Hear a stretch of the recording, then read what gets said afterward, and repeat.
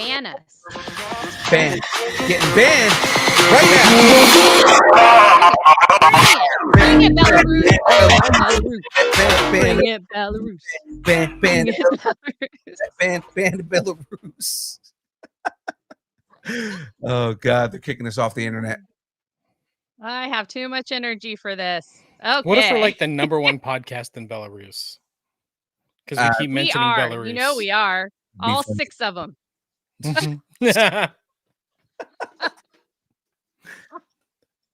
All right. Do movie theaters take gold coins? A new rumor suggests that Sonic the Hedgehog 4 might ditch the numbered sequel format and instead adopt the title Sonic CD. A direct nod to the 1993 Sega CD game that introduced time travel and debuted fan favorite characters Amy Rose and Metal Sonic.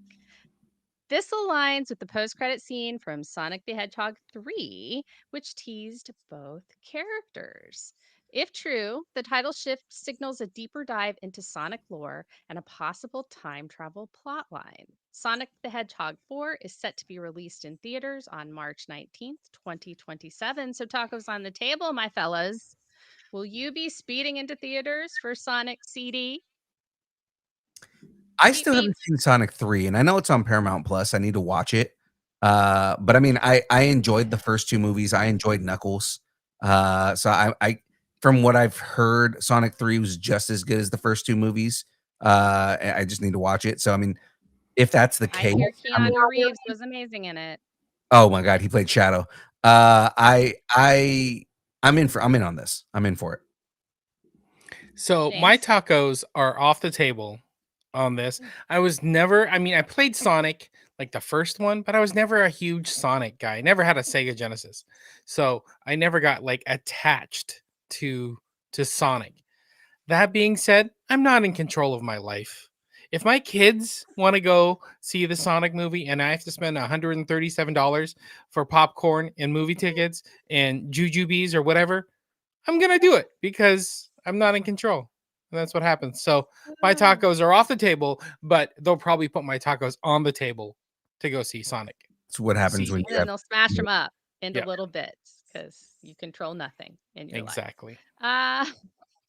Well, I haven't actually seen any of the Sonic movies, and I really never played any of the games.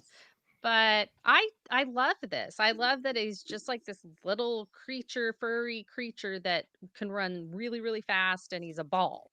And I like he can make himself into a ball and stuff. I just love it. I think it's great. I think it's awesome. So I'm just gonna say my tacos are on the table for this. Will I see it in theaters? No. Will I care if it's named Sonic CD? No. But I think it's fun. And if they're going into the lore, yay. All right. All right. Let's jump into the next one. More video game nostalgia coming right up.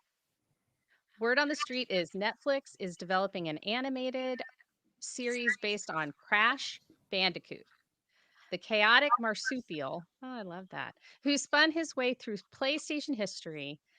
The project is rumored to be a comedy adventure aimed at younger audiences, with early concept art surfacing online. If true, this marks another nostalgia-fueled IP revival following Netflix's success with Sonic Prime and Castlevania. Tacos on the table. Mario Bros, Sonic, now Crash Bandicoot. Will video game adaptations ever crash? Go ahead, young Phil. I was gonna say I'm excited for this. I played Crash Bandicoot as a kid. I remember that was one of the big games on PS1 that I played. But not just that, and I think I've said this in the past, like how excited I was for this. But now that we know that the same studio that makes the games is the one making the series, and they're using the same animation from the last game, I'm all in on this. I really want this more than anything now. This is definitely something that I'm more excited to watch, just because you get to see all the weird, wacky things that Crash does. And you know, the rumor has it they're going to be doing what like kind of the same formula that they used for the Mario movie, where they're incorporating different games and different things, so like Crash Party and Crash Racers and everything like that, and the main one's Is gonna be Crash in the name of every single game? yeah. Well, because he is the he was Sony's equivalent to Mario. He was like their mascot, and they all had different games with him. There was the Crash Party was basically Mario Party. Crash Racers was Mario Kart. I mean, like, they've had all these different kind of like knockoff Mario games that were all Crash Bandicoot. But the big difference is Crash Bandicoot appeals more to like teenagers than kids. Oh, so he's in the drugs. Nah, I wouldn't say And he likes boobs. he does like Yeah. boobs. But Likes boobs and he's into drugs. but like I said, I love the idea of Sneaking Crash, out of the house. him dealing with like all these different masks that talk to him, and then on top of that, Neo Cortex being the villain in this. I'm in on this. So Nice. just the photo of it makes me think, yes, he is on drugs. He's hallucinating. And yeah, and he snuck out of his house and he's hallucinating and he's really just at the 7-Eleven. Especially with My those tacos are on the eyebrows. table. Go ahead, James. My tacos are on the table. Actually, you know what? I'm taking my tacos back. I was never a Crash fan, and again, I didn't have a PlayStation. Was it PlayStation 1? So It started on PS1, yeah. yeah, so I'm not gonna watch it. I mean, is it gonna be good? Maybe, probably, but is it gonna grab me? It's not gonna grab me because I don't have that nostalgia for it. So my tacos are off the table. I'm gonna save it for something else, like Black Panther. Okay. Well, you know what? Your wish is my command. New Panther. Who dis? Rumors suggest Avengers Secret Wars could reset the timeline and reintroduce T'Challa, possibly as an adult version of Toussaint, the son revealed in Black Panther Wakanda Forever. With the mantle passing to Shuri, Marvel Studios has kept quiet about future plans until now, pushing Damson Idris to the center of fan casting buzz for the next T'Challa in the Marvel Cinematic Universe. Idris was asked directly at Time 100 Next Gala and responded with a laugh and a cryptic, no, no, I don't know anything about that, which fans immediately clocked as classic Marvel misdirection. So, of course, he's going to be playing him. Tacos on the table is Damson Idris the right choice to carry T'Challa's legacy? My tacos are on the table for this one. I think he's perfect. I think that we've had, I don't know how many years has it been, like 5 years since Oh, it's been Wakanda for longer than that. It's been it's been a good amount of time. I think we need to find a way yeah, to it progress yeah. the story of Black Panther, of Wakanda. You know, we got the animated series for it, but let's see more about Wakanda. I'm ready for it. What Well, about y'all? do you want me to go first and then that way you can just word vomit? Yep. Okay. All right, I'll go. All right. So I haven't ever seen him in anything. I think he does look like he could be related to Chadwick Boseman. So I think that's in his favor. Um he has pretty big shoes to fill because not only was Chadwick Boseman an excellent Black Panther, he was an excellent person. And so those are some pretty big shoes to fill. So I don't know. I think anyone that takes over the role really has to it's just going to be it's going to be tricky to navigate at first, but I think he could do it. I'm always for John David Washington in anything, so he could also be the next Black Panther. I wouldn't mind that. um I don't know if he would do it or not. Denzel would tell him to do it. Daddy would tell him to do it because Daddy says get the money so you can make the movies you want to make because that's what Denzel does. But yeah, I think he would be good, and yeah, Wakanda forever. Wakanda forever. I am 100% tacos on the table, 10 toes down, all on this. Damson Idris, one, is an amazing actor. He's the main protagonist in F1. If you got a chance to watch Outside the Wire on Netflix with Anthony Mackie, he's also the co-protagonist in that as well. Which that was a movie that I actually really enjoyed. Damson Idris is a really really good actor. And again, right now he's getting a lot of buzz because of F1. I think that he can carry the franchise. I think that he would be able to. He'd be a good person to pull up the mantle.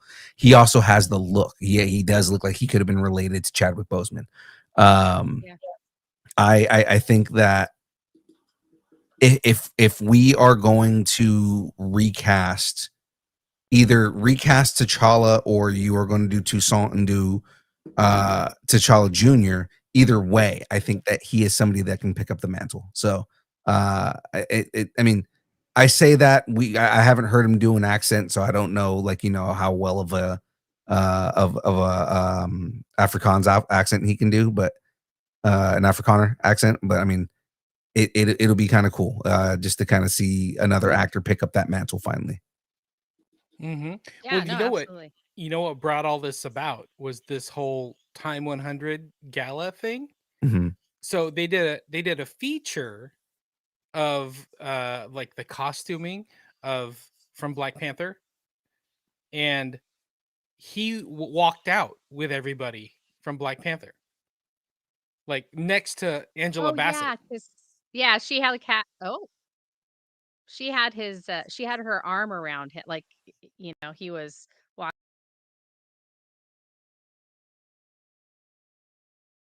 Hello, hi, Wakanda forever. "Yay! Wakanda forever." You forgot to say it. So you were saying he walked out and he had her arm around her. He was, like, Yeah, arm in arm with Angela Bassett. But you know what? exactly. Angela Bassett just knows when there are hot guys around, and she's like, "Look at you, tall glass of water. Come on over here." I mean, that works too. I Yeah. she's married isn't she married to Courtney B. Vance? He don't care. Dude busy. He got things to do. Angela can do Angela things. Right. I like it. But Oh, I'm okay. tacos on the table. I'm in it. I'm in. Yeah, my Okay. tacos are 100% on the table. Will we need a scorecard to keep track of everyone in this next story? Do you think? Maybe. The insiders claim Avengers Secret Wars will feature even more multiversal chaos than previously teased, with plans to outdo Avengers Endgame. That's a pretty big outdoey. In scale, rumors include appearances from Hugh Jackman's Wolverine, Tobey Maguire's Spider-Man, and even animated variants. My spidey sense is tingling. The phrase bigger than doomsday was reportedly used in internal Marvel meetings, though it's unclear if that's literal or metaphorical. If Endgame was a crossover buffet, Secret Wars might be the entire multiversal food court. Tacos on the table. Can Secret Wars deliver on the hype, or is Marvel stacking cameos like it's building a cinematic Jenga tower? And it's all gonna come crashing down. No. Put a little extra sauce on that, So 2 points, I'll try and keep this brief. One, we know that I was gonna say the Dufflers. We know that the Russos can Mhm. handle multiple characters, doing cameos and big ensemble pieces with all of those characters. So I trust the Russos doing this correctly. Number two, this is inching closer to that theory that I keep on talking about of them taking Spider-Verse and using that as a tip-off point to get Miles Morales into the universe. If we're saying that we're going to be getting they're going to be using animated characters and bringing animated characters to screen, I think that this is almost proof that they're using that as a jump off point so they don't have to re-explain Miles Morales. Yeah, I agree. So yes, I 100% think that they are going to do this because the Russos know how to do it, and they know how to do it without it feeling crowded. I like that. I do like that. I do like that. But I just don't know if are they going to really bring in variants of characters? I don't know. I just think I feel like that would be confusing to the average viewer. And typically these big Avenger movies are for everybody. You know, they're the big popcorn film. So I don't know about bringing in variants, especially ones from like an animated universe. It'd be interesting. I mean, I'm all up for it, but I don't know if it's for the average viewer. I So I don't think that it's going to be too much of a problem because they proved that they could do it with Spider-Man when they were able to do multiple variants of Spider-Man and it didn't feel confusing. I think what they're doing Yeah. is taking the same idea but scaling it up. yeah. Yeah, I was thinking that too, but I was also thinking about what if, Mhm. because this would be the if they were going to tie that up in a like in a little bow, like, hey, so here's what's been happening with the what if universe, and when you fix this multiversal bullshit, that's also going to tie that off, so we won't have any more stories or whatever. So I could see them bringing a couple of those characters in, like Kahori, or oh, Natasha Lyonne's Howard the Duck Darcy Oh, hybrid. I don't remember the name, but you know what I also, mean. Multiverse of And Madness proved that they could take a character from What If and put it in one of these movies because they did that with Haley Atwell. yeah, yeah, they did it with Haley Atwell, and also if you kind of look at it, they did it with the alternate Stephen Strange, the one Mhm. that was in the disintegrating house, Right. Strange Supreme or whatever. Yeah, Right. they kind of did it with him too. So, I mean, it could happen. I think it's more likely that we'll get Miles Morales and some of the characters from that universe than we will What If, but it would be nice if we could. And maybe some of the like TV characters. Like maybe Ted will show up. Maybe we'll get Phil Coulson back. That's what we need. A variant. We need a variant of Phil Coulson. That would There be we go. amazing. Yeah. Clark Gregg's like really salty about people saying Agents of Shield isn't canon. And I'm I would like, be "Woo, too. I'm staying away from that." I would be too. He spent 8 seasons Yeah. as a character that got established in the movies. Like, come on, man. Don't Yeah, don't tell he's me that he's canon. It's all canon. Nick Fury was on it. Maria Hill was on it. Mhm. So, whatever. But anyway, I feel like my tacos are on the table for this because they're gonna throw everything at it. Everything. I agree. Yep. I I think hope the craft Jen- services has really good stuff. That's all I'm saying. I think that the Jenga comparison is very interesting because Yeah, this is either going to land and everybody's going to be like, "Oh my god, that was amazing," or it's going to come crashing down and be like, right. "They couldn't pull it off. They couldn't Yeah. pull it off." But I Be like, mean, look at all these montages, and you're like, yeah, this is seventh montage, just so yeah, we can see exactly, everybody. exactly. Okay. All right. So last rumor, y'all. Last rumor alert. Hulk helping Peter with homework. That's one way to smash the syllabus. A leaked a story outline suggests Bruce Banner may appear in Spider-Man Brand New Day with a subplot involving Hulk helping Peter navigate a multiversal science crisis. The storyline reportedly draws from Indestructible Hulk comics, where Banner works as a government scientist. Fans are speculating this could be Marvel's way of reintroducing Hulk's intellect and setting up World War Hulk. Tacos on the table. Is it time for Bruce to start looking for a new science bro? Hmm. Honestly, I don't. My tacos are wherever my tacos are going to end up. I'm going to throw them in the air wherever they land. That's where they're going to be because I don't understand how they're putting Spider-Man Brand New Day together. I don't see Punisher and Hulk and Spider-Man and Scorpion and Sadie Sink as whoever is going to be smashed into this movie, plus MJ, plus Ned, and it's all gonna make sense. I just don't know. So my tacos are not on the table, but they're up in the air. Okay. I'm Didn't again know we could do that, but okay. right. Again, here's my thing: is we as people, I don't mean us, as the hosts of the show, but I mean we as people tend to get kind of jumbled up and start saying there's so much happening, there's so many people, they're doing all this, and then the movies come out and it never feels overwhelming, it never feels like too much is going on. I think that we over anticipate and that we overthink what is going to happen in these movies. Like I said, I think a lot of these cameos that they're making a big deal about are not going to be that big. I think that they're going to be one moment at the beginning of the movie. I think half of these cameos are going to happen within the first 10 minutes of the movie, and then it goes into a Spider-Man story. I think it's like reintroducing where this version of Spider-Man fits in the universe. Yeah. And it's going to be Punisher doing his thing, and Sadie Sink's character is going to be helping him, and Spider-Man's going to be like, dude, you can't do this.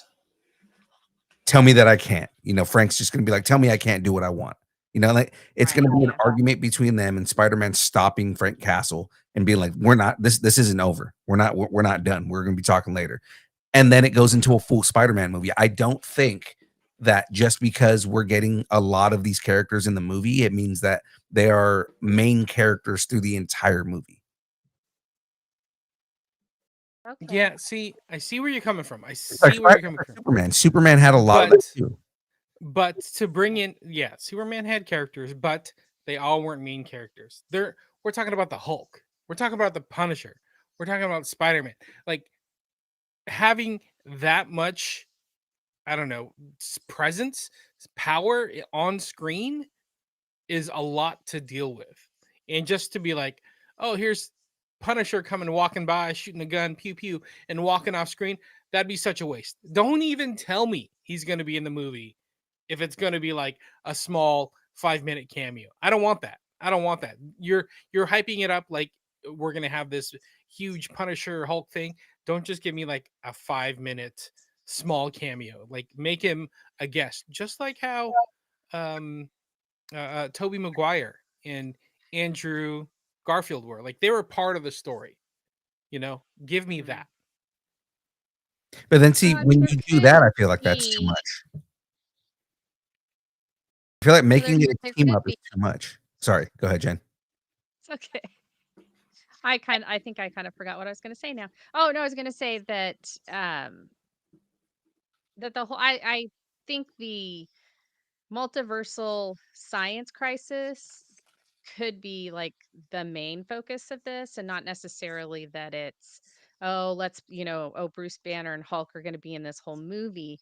That it may be something that Peter finds out about and is like, this is beyond me, I've got to call in the big guns, and he calls in Bruce, which starts this multiversal, like he's like, hey, look, there's this science thing going on. Wow. After all this multiversal stuff's happened, you know more about this. And so there's maybe like he calls him, and then later in the movie, it's like it's one of those, it's the B story. Right. He's because Spider-Man's always doing like 17 things at once. He's trying to have a job, he's trying to get a girl, he's going to college, he it's like he's got all this stuff going on, and then he's also trying to solve the world's problems, while being your friendly neighborhood Spider-Man. So I do think that it could be done. um and if you look at one issue, like one actual issue of comics of a Spider-Man comic, there have been where he's had like 4 or 5 different people in just one issue, and that's like, what, 24 pages? So, it can be done. It's not, but it just needs to be smooth and work together and make sense. So, my tacos are on the table for it because 'cause I'm a positive person, I guess. I don't know, but I just am like, I mean, make it work. It's 10 just like Gun says make it work. Punisher only had a kind of like minor in one episode. He was in one episode of the new Daredevil series, and everybody was expecting him to be through the entire series. But it didn't feel like we were robbed of the Punisher. It was more exciting that we got the Punisher. I think that we're going to see the Punisher in action in one scene. I do like the idea of the Hulk being involved in the climax, but I don't think they're going to be throughout the entire movie. I think it's going to be kind of um, how Mr. Terrific had one of the like show stealing scenes in the movie, but he's not like main character through the entire movie. He's subplot character. And Yeah, yeah, like I think that that's what the Hulk is going to do in this movie. He's not going to be taking center stage, but he may be taking a moment where it's almost like what happens in Avengers when he just loses control and Tony has to bust out the Hulkbuster armor. Like it's yeah. Peter trying to figure out, like, I need to stop him because he is raging right now. Well, I mean, it could also be that like we may see more Bruce and less Hulk Mhm. I think because that 100%. yeah, I mean, when you do the Hulk, that costs more money, but also like Peter needs a new mentor. Mhm. He's going to be searching for a new mentor, and Bruce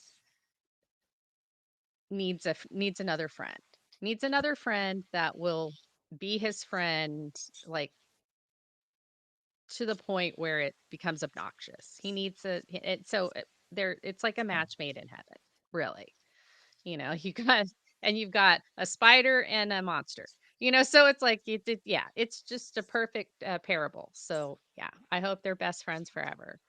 Also, Scar is A probably little gonna be hard. there, and that's I think everybody's, like, not taking into account that his son is Yeah, on the planet now, so, like, that might be yeah. something else too.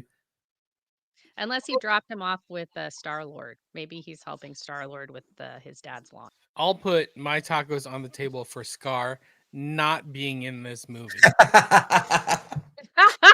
I think if they do that, so many people are going to be like, "What? Who is this guy? What's wrong with his hair? How did he end up in this movie?" You know what I mean? Why Like, did he look so emo for a Hulk?